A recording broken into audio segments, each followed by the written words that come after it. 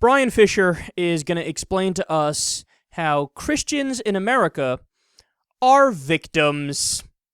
They're just always persecuted, and it's just an all-around hard life for them.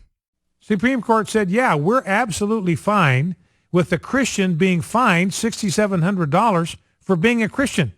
I mean, ladies and gentlemen, don't misunderstand. That's what that New Mexico case was all about. That was a woman who was fined for being a Christian. It is now a criminal offense, according to the Supreme Court of the United States. It is now a punishable offense. You can be fined for being a Christian in the United States of America. For behaving as a Christian, it has now become a crime in the United States of America, and that's what the Supreme Court has said today. Imagine that were true. Just imagine what he's saying for a second was true. That Christians are fined in America. Like, obviously, if you're a Christian, we make you pay money. Duh. And he's saying, what number did he say? About $7,000? I'm just imagining, like, people, my mother's a Christian, you know, the rest of my family, they're Catholics. So it's, open the door. Open the door. We saw you at church on Sunday. God damn it. We're coming in. You owe us about $7,000. How dare you worship something? That would be the world's most obvious violation of the Constitution ever. I mean, the Establishment Clause is clear. You know, you can't, the government can't promote one religion over another religion or religion over non-religion, but they can't prohibit the free exercise thereof, as they put it. So if you're charging people a fine to be religious, that would obviously be a violation of the Constitution, and that obviously violates freedom, principles of freedom.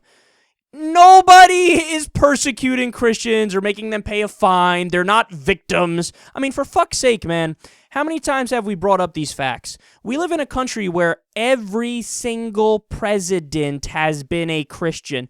Every single president has been a Christian. But, oh, you have it real rough, don't you? 76% of the American people are Christian. That's the overwhelming majority.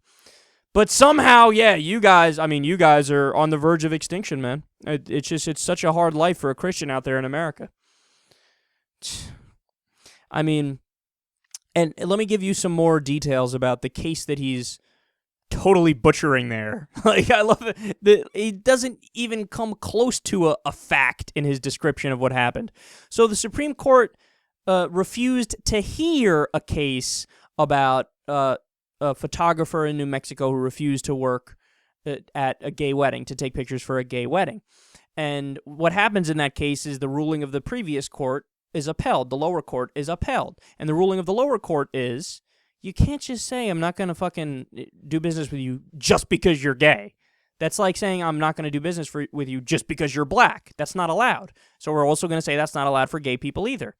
Because you can't help your sexual orientation, you can't help your skin color. And by the way, the Bible, at parts, they have slavery. It's openly in favor of slavery. So one can make the argument, it's a genuine religious position of mine that I'm in favor of slavery, so I would never go to a black wedding and take pictures. So therefore, it's against my religion to take pictures at a black wedding. Well, would that argument hold up in court for a photographer? Of course not. So it wouldn't hold up in court either, and the court decided rightly that it doesn't hold up just to be anti-gay too. So what happened is the person, the photographer, their legal fees came to about $6,800 or $7,000, and the court said, yeah, of course, you have to pay for your legal fees. You fucking lost. You want the other person to pay for it? What, are you crazy? No, you pay your legal fees. And now he interprets that as a fine. Oh, it's a fine on being Christian. No, it's legal fees when you went to court and you lost the case because you did something ridiculous and you did something discriminatory. God, the way that he twists facts and tries to play the victim and tries to pretend like he's persecuted is unbelievable, man. But I mean, when you're talking about Bible literalists, when you're talking about fundamentalists like he is, the fact that I even sit here and try to break things down logically when he says them it's like I'm the one who's at fault. Because that's not his purpose. His purpose is not to go out there and make sense of shit. It's to go out there and shriek and scream and bitch and moan about how Christians should run everything and we should live in a biblical theocracy and everybody else is inferior. And basically what Brian Fisher wants is the Inquisition or the Crusades Part 2.